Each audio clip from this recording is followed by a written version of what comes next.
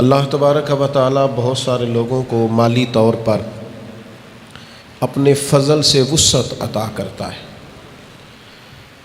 ان کے قریبی لوگوں سے بڑھ کر بعض اوقات ان کے اپنے بہن بھائیوں سے بھی زیادہ اللہ تعالیٰ انہیں نوازتا ہے۔ لیکن یہ یاد رکھیے گا کہ جب اللہ تبارک و تعالیٰ کسی کو رزق میں، مال میں وسعت عطا کرتا ہے تو اس میں اللہ تعالیٰ غریبوں کا بھی حصہ رکھتا ہے، اس میں ضعیفوں کا، کمزوروں کا، غرباء کا، مساکین کا حصہ ہوتا ہے۔ الحمدللہ اللہ تعالیٰ مسلمانوں کو توفیق عطا کرتا ہے، مسلمان اپنے غریب بہن بھائیوں کے لیے اپنے جائز اور وسیع مال میں سے خرچ کرتے ہیں۔ وہ خرچ کرنا بہت بڑی سعادت کا باعث ہوتا ہے، بہت بڑی نعمت کا باعث ہوتا ہے، اللہ کے حضور اس کا بڑا درجہ اور مقام ہے۔ لیکن ایک شرط ہے صرف اس خرچ کرنے میں، اگر اس شرط کو پورا کر لیا جائے تو پھر تو اس کا اجر اتنا وسیع ہو جاتا ہے، پھر تو اللہ کی بارگاہ سے اتنی وسعت نصیب ہوتی ہے کہ انسان کے دل اور ذہن سے ہر قسم کا غم اور حزن دور ہو جاتا ہے۔ یہ قرآن مجید کی سورہ بقرہ ہے۔ اللہ تعالیٰ نے فرمایا الذین ينفقون اموالهم فی سبیل اللہ، فرمایا وہ لوگ جو اپنا مال اللہ کے راستے میں خرچ کرتے ہیں، ثم لا یتبعون ما انفقوا منا ولا اذی، وہ خرچ کرنے کے بعد نہ احسان جتلاتے ہیں، نہ ان لوگوں کو تکلیف دیتے ہیں جن پر خرچ کیا۔ احسان جتلانا ہی بہت بڑی تکلیف ہے۔ یوں تو ہر ایک کو شیطان سے ڈر لگتا ہے اور مجھ کو انسان سے ڈر لگتا ہے، اور جس کی ہر بات میں پوشیدہ ہو نشتر کی چبھن، ایسے ہر صاحب احسان سے ڈر لگتا ہے۔ وہ احسان کرے گا اور نشتر چبھوئے گا، تکلیف نہ دے خرچ کرنے کے بعد، احسان نہ جتلائے تو مالک تو ایسے لوگوں کو کیا دے گا؟ تو فرمایا لہم اجرہم عند ربہم، ان لوگوں کا اجر ان کے رب کے پاس ہے، اللہ کے پاس اجر ہے ان لوگوں کا۔ گویا وہ تمہیں بتایا نہیں جا سکتا، سمجھایا نہیں جا سکتا، وہ صبح قیامت ہی کھلے گا اللہ کتنا اجر عطا فرماتا ہے۔ قرآن مجید نے بیان کیا 10 گنا بھی اور 700 گنا بھی، جتنی نیت اچھی اتنا اجر زیادہ، بیان کیا مختلف جگہوں پہ قرآن پاک میں، احادیث مبارکہ میں۔ لیکن اس آیت میں فرمایا لہم اجرہم عند ربہم، ان کا اجر ان کے رب کے پاس ہے۔ ایک اجر بتا دیا یہاں، کون سا؟ فرمایا ولا خوف علیہم ولا ہم یحزنون، یہ جو بغیر احسان جتلائے اور بغیر تکلیف دیے خرچ کرتے ہیں نا، انہیں نہ کوئی خوف ہوگا اور نہ یہ کبھی غمگین ہوں گے۔ ان کے دل سے، ذہن سے اللہ تعالیٰ خوف کو، حزن کو، غم کو لے جائے گا۔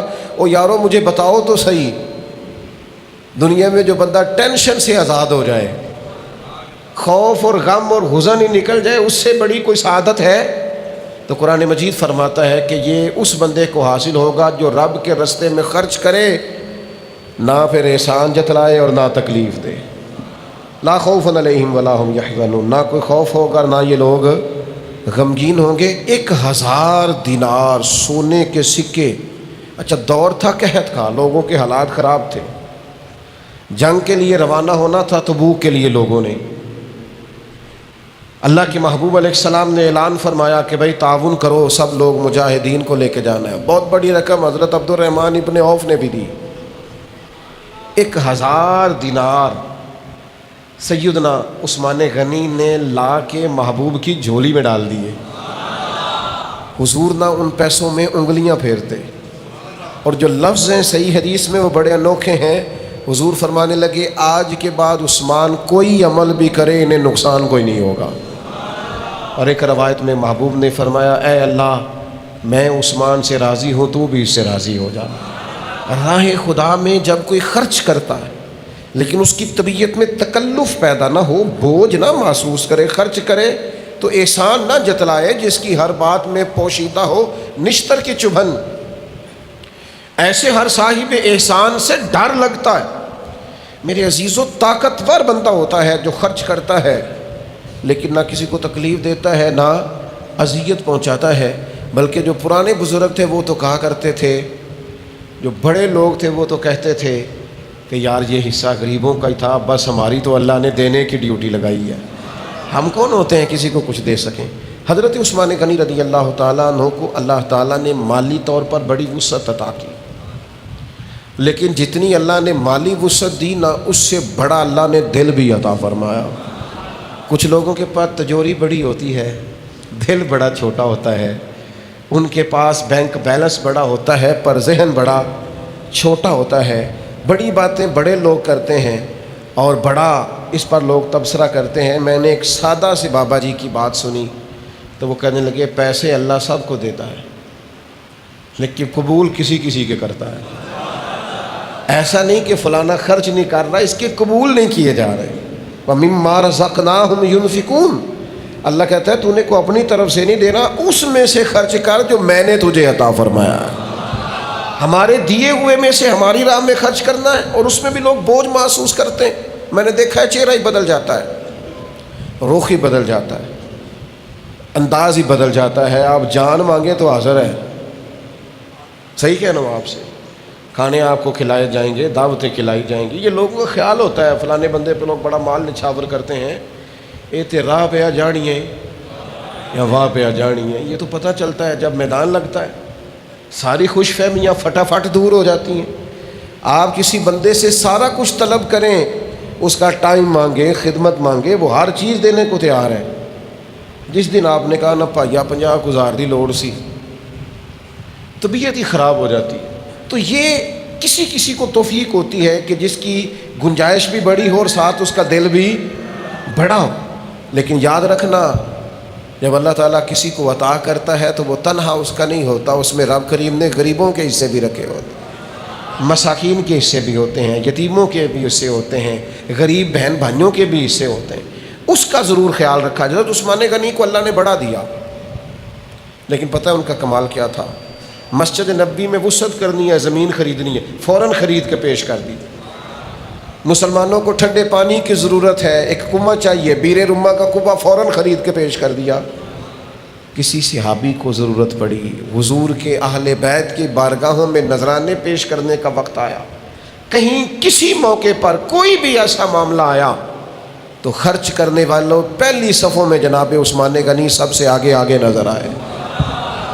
یہ اللہ تبارک و تعالیٰ نے ان کو وسعت عطا کی تھی، اور ہر مقام پر انہوں نے دل کھول کر، سینہ کھول کر اپنی طبیعت کے مطابق خرچ کیا۔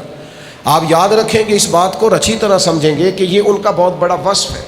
ایک تو بڑے وسیع تھے خرچ کرنے کے معاملے، دوسری حضرت عثمان غنی رضی اللہ تعالیٰ عنہ کے اندر یہ حضرت عثمان غنی نہ خوبصورت بھی بڑے تھے۔ ایک مقام پہ فرمایا، حدیث پاک میں نبی کریم علیہ السلام نے فرمایا کہ جب تمہیں کوئی ضرورت پڑے نا، حاجت پڑے، تو روشن چہرے والے آدمی سے بات کیا کرو، خوبصورت چہرے والے لوگ۔ یہ چہرہ بھی بہت بڑی دلیل ہوتا ہے، بہت بڑی علامت ہوتا ہے، چہرے کا تابناک ہونا، روشن ہونا۔ اس سے مراد یہ نہیں کہ آدمی بڑا گورا چٹا ہو، چہرے کا روشن ہونا اور چیز ہے، تابناک ہونا اور چیز ہے، وزادار ہونا اور چیز ہے۔ اللہ کے محبوب نے تو فرمایا جسے دیکھ کے رب یاد آئے وہ اللہ کا ولی ہے۔ چہرے جو ہوتے ہیں نا، چہرے ہی ہوں گے قیامت میں، وجوہ یومئذ ناظرہ الی ربہا ناظرہ۔ فرمایا قیامت میں کچھ چہرے چمکدار ہوں گے، کیوں؟ اس لیے کہ اپنے رب کا دیدار کریں گے۔ چمکدار ہوں گے کچھ چہرے، اللہ کو دیکھیں گے، چمک اٹھے۔ حضرت عثمان غنی اتنے خوبصورت تھے کہ حضور علیہ السلام سے ایک شخص نے پوچھا جنت میں بجلی ہوگی؟ ہے نا بجلی کا ذکر قرآن میں، یکاد البرق یخطف ابصارهم، بجلی ہوگی جنت میں؟ اللہ کے حبیب علیہ السلام فرمانے لگے جب عثمان غنی جنت میں منتقل ہوں گے تو ان کے چہرے کی برکت سے اللہ نور علی نور فرما دے گا۔ سونے بڑے تھے لیکن اتنے خوبصورت تھے، اس کے ساتھ اتنے وزادار تھے۔ حضرت عثمان غنی قسم اٹھا کے کہتے ہیں، اور یہ دعویٰ چند لوگوں نے کیا ہے دنیا میں، قسم اٹھا کے حضرت عثمان غنی کہتے ہیں مجھے اللہ کی قسم، قبولیت اسلام کے بعد تو خیر رنگی اور ہے، فرماتے ہیں دور جاہلیت میں بھی میں کبھی بے حیائی کے قریب نہیں گیا۔ اللہ نے شرمگاہ کو محفوظ رکھا، عفت، پاک دامنی، ترہ امتیاز ہے سیدنا عثمان غنی کا۔ حضرت عثمان غنی کو اللہ تبارک و تعالیٰ نے یہ خاص نعمت عطا فرمائی۔ پھر اس کے بعد حضرت سیدنا عثمان غنی رضی اللہ تعالیٰ عنہ کو مزاج اللہ تبارک و تعالیٰ نے ایسا دیا تھا کہ جب سخت فتنے آ گئے تھے نا، آزمائشیں آ گئی تھیں، کبھی کبھی انسان پر ایسا وقت آتا ہے کہ چاروں جانب سے اسے فتنے گھیر لیتے ہیں۔ ایک درویش کہا کرتے تھے کبھی کبھی پتھر کھانے کا ٹائم آ جاتا ہے، تو بندے کو چاہیے نا کہ پھول کھانے کے دنوں میں جس طرح وہ خوش رہا ہے، اسی طرح اللہ کی رضا پر ان دنوں میں بھی خوش رہے۔ فتنوں کا دور آیا، چاروں جانب سے حضرت عثمان غنی پر بلوانیوں نے گھیر لیا، حالات اور کے اور ہو گئے، اور شدید فتنہ گری ہے۔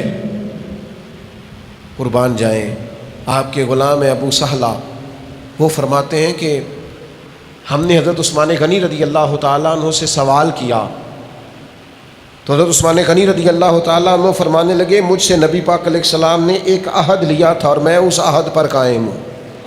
حالات جیسے مرضی دگرگو ہو جائیں، فتنے جتنے مرضی سار اٹھائیں، جو مجھ سے عہد لیا تھا حضور نے، میں استقامت کے ساتھ اس پر قائم ہوں۔ یہ کب بات ہوئی؟